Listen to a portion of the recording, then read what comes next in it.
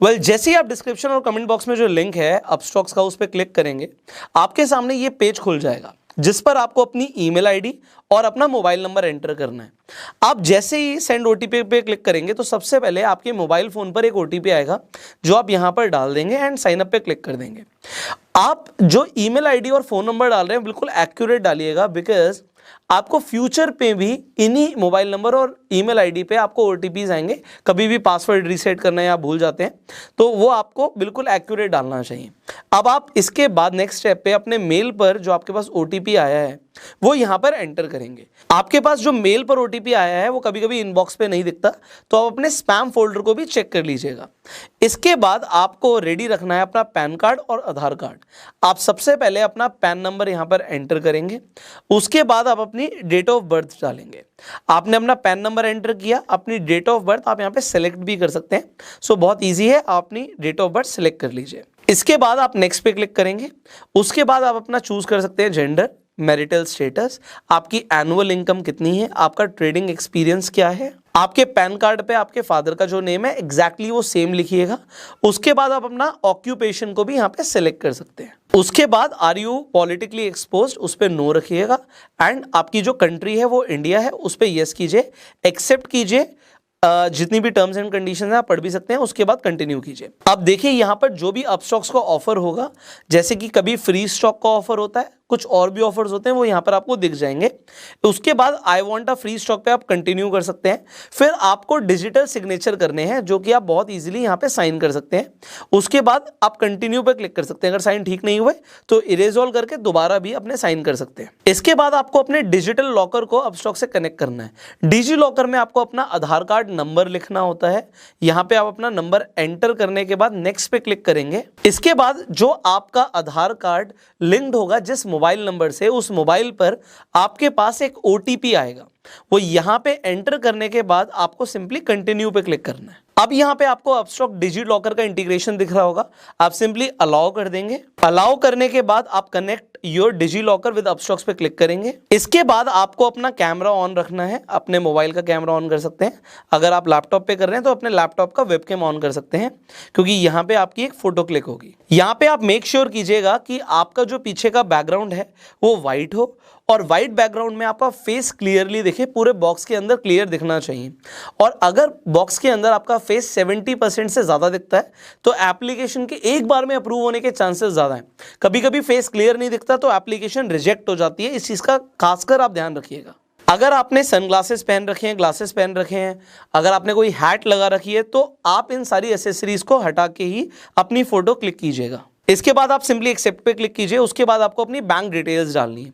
अब bank details क्यों डालनी है, यहां पर एक चीज ध्यान रखिएगा, जिस बैंक अकाउंट से आप रेगुलरली ट्रांजैक्शन करने वाले हैं, आप पैसे ऐड करने के लिए जिस अकाउंट में आपको पैसे वापस चाहिए होंगे जब आप स्टॉक्स को बेच देंगे, आप अपना अकाउंट नंबर बिल्कुल एक्यूरेट डालिएगा। यहां पे आप सबसे पहले अकाउंट होल्डर का नेम लिखेंगे, उसके बाद IFSC कोड लिखेंगे, आप उसके बाद बैंक अकाउंट नंबर लिखेंगे।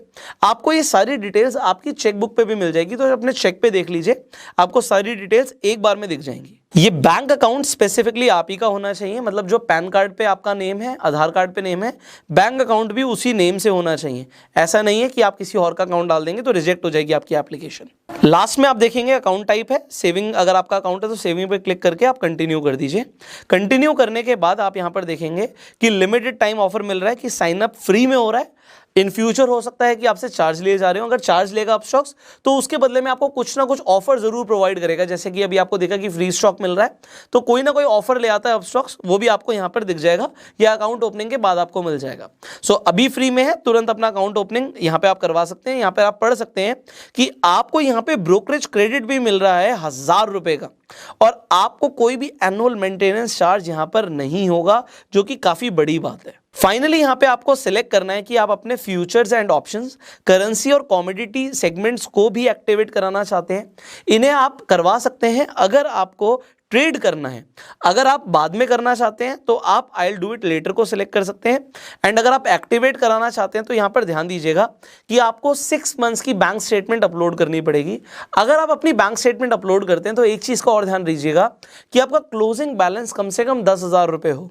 कुछ लोग क्लोजिंग बैलेंस को कम रखते हैं या कम दिखाते हैं तो आपकी एप्लीकेशन रिजेक्ट हो जाती है। तो 10,000 मिनिमम आपके अकाउंट बैलेंस में दिखना चाहिए। इसके अलावा आप अपनी सैलरी स्लिप्स भी अपलोड कर सकते हैं अगर आप इन सेगमेंट्स को एक्टिवेट कराना चाहते हैं।